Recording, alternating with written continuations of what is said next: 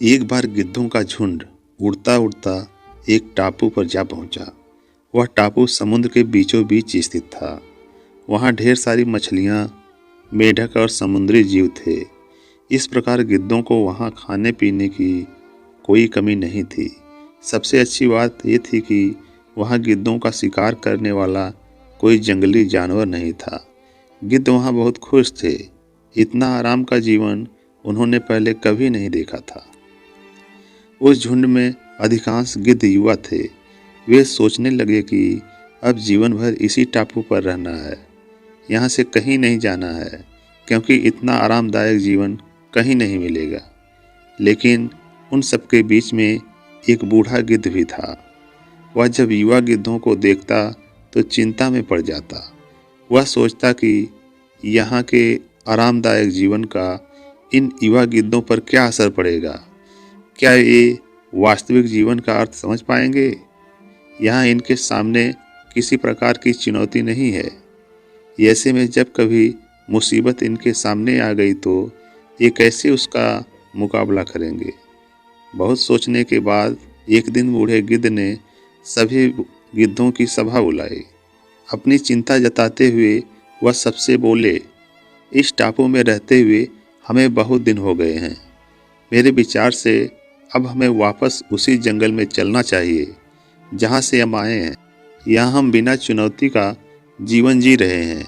ऐसे में हम कभी भी मुसीबत के लिए तैयार नहीं हो पाएंगे। युवा गिद्धों ने उसकी बात सुनकर भी अनसुनी कर दी।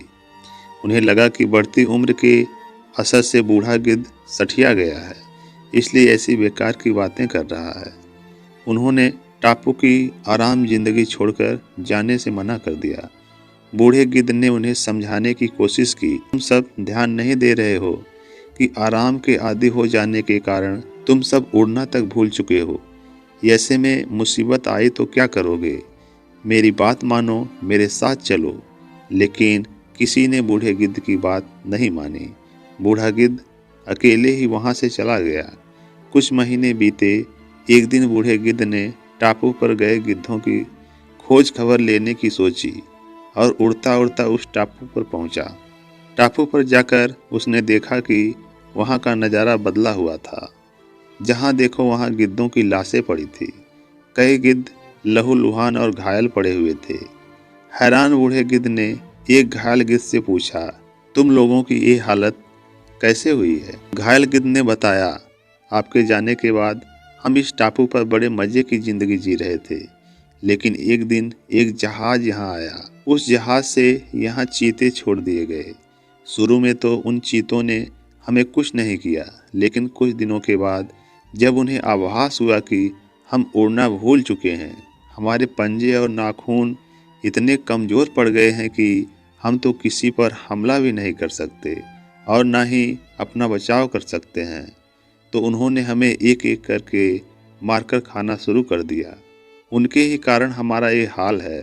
शायद आपकी बात ना मानने का फल हमें मिला है।